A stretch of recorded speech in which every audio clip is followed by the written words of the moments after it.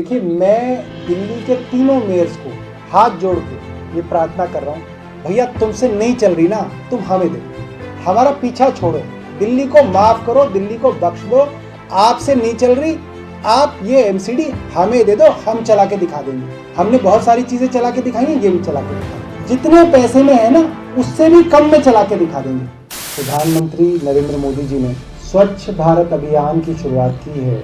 हर साल पिछले 6 सालों से देश के हर राज्य और हर शहर का एक सर्वेक्षण किया जाता है, एक सर्वे किया जाता है और उसके अंदर पॉइंट्स दिए जाते हैं और उसके हिसाब से राज्यों की और राज्यों के अंदर शहरों की रेटिंग की जाती है। कल जब पूरे देश के रिजल्ट्स आए तो हैरान कर देने वाले रिजल्ट्स थे, पूरी दिल्ली को शर्मसार कर देने वाले रिजल्ट्स थे। हम सबका सर जो है शर्म से झुक जाता है जब हम देखते हैं कि दिल्ली की 3 एमसीडीज मात्र 47 शहरों के अंदर जो 10 लाख से ज़्यादा की आबादी रखते हैं उसमें 31वें, 43वें और 46वें नंबर पे हमारी दिल्ली की 3 एमसीडी हैं। ईस्ट एमसीडी आखिरी से एक पहले सेकंड लास्ट पायदान में है, मतलब सबसे गंदे शहरों के अंदर दिल्ली का नाम शुमार होता है और हमारे लिए बहुत शर्म की बात है। और जब ये सर्वेक्षण हो रहा था, क्योंकि मैं विधायक हूँ तो कोई भी नई चीज़ होती है तो आदमी की नज़रों में आ जाती है, मुझे अच्छी तरह याद है कि मैंने ये देखा कि जितने भी हमारे आसपास एमसीडी के टॉयलेट्स हैं यकायक साफ हो गए और उनके अंदर आदमी खड़े हुए दिखे। वो जो टॉयलेट्स पूरे साल बंद रहे वो एक हफ्ते के लिए खोले गए और मुझे लगा कि क्या कारण हुआ। और एमसीडी के अफसरों से पूछा तो उन्होंने बोला कि साहब सर्वे हो रहा है इसलिए खोले। मन मेरा था कि मैं एक प्रेस कॉन्फ्रेंस करके कहूँ कि देखिए सर्वे के अंदर भी चीटिंग कर रहे हैं, सर्वे के अंदर भी धोखेबाजी कर रहे हैं, मगर ये सोच के पीसी नहीं की कहीं ऐसा ना हो कि इनकी रेटिंग कम हो जाए और ये सब जो है हमारे ऊपर आ जाए।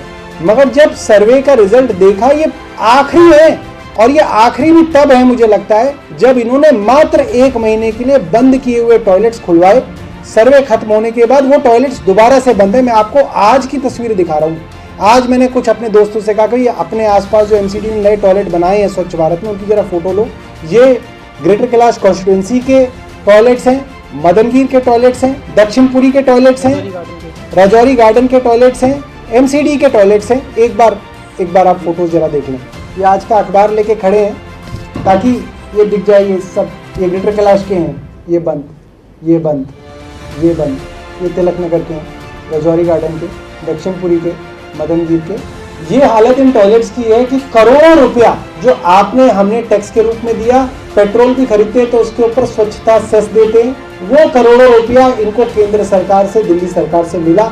इन्होंने ये टॉयलेट्स बना दिए और इन टॉयलेट्स के रखरखाव के लिए आदमी तक नहीं रखे गए हैं, तो ये टॉयलेट्स इसलिए बंद रहते हैं। सिर्फ सर्वे के दौरान 1 हफ्ते के लिए आप सोचिए, चीटिंग अपनी ही केंद्र सरकार के साथ चीटिंग करने के उद्देश्य से ये किया गया। और अगर ये चीटिंग ना की होती तो हम कहाँ होते। केंद्र सरकार की एक रिपोर्ट है पिछले साल की जिसमें लिखा है 55% ऑफ पब्लिक टॉयलेट्स अनयूजेबल और एक्सट्रीमली डर्टी।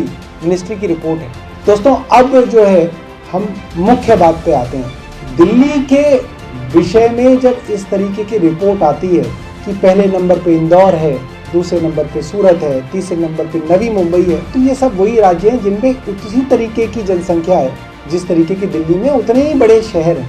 तो जब इस तरीके का सर्वे आता है तो हम तो राजनीतिक लोग ये कह देते हैं कि दिल्ली की एमसीडी जो है भाजपा के पास है, इन लोगों ने कोई काम नहीं किया 15 सालों से, इन्होंने दिल्ली को बर्बाद कर दिया। ये हम सब लोग राजनीतिक लोग कह देते हैं, हम भी कई सालों से मैं भी कहता हुआ आ रहा हूँ। मगर एंड रिजल्ट क्या है? एंड रिजल्ट तो ये है कि दिल्ली वाले का दिल खूब दुखी होता है, उसकी नज़रें शर्म से झुक जाती हैं कि हमारी दिल्ली देश के सबसे गंदे कूड़ा रहने वाले शहर के अंदर हमारी दिल्ली का नाम आया। दिल्ली में 15 साल से भाजपा एमसीडी के अंदर राज कर रही है और हर जगह कूड़ा मलबा, कूड़े के पहाड़ बढ़ते चले जा रहे हैं। आज आप सब लोगों के माध्यम से मैं दिल्ली के लोगों से एक बड़ी साधारण बात कहना चाह रहा हूँ। बड़ी साधारण है मगर बड़ी भारी बात है, बड़ी सरल बात है मगर बड़ी काम की बात है। दिल्ली वालों ने पिछली बार एमसीडी भाजपा को दी और उसका हाल हम आज देख रहे हैं। हम दिल्ली वालों से ये प्रार्थना करना चाहते हैं, निवेदन करना चाहते हैं, एक बार आप दिल्ली की एमसीडी आम आदमी पार्टी को दीजिए। जिस तरह से दिल्ली के अंदर हमने स्वास्थ्य में काम किया, एजुकेशन में काम किया, आज दिल्ली का एजुकेशन मॉडल पूरे देश में जाना जाता है। पूरी दुनिया इसके बारे में बात करती है कि 98% रिजल्ट दिल्ली के स्कूलों का आया है, परिवर्तन आया है दिल्ली के एजुकेशन के।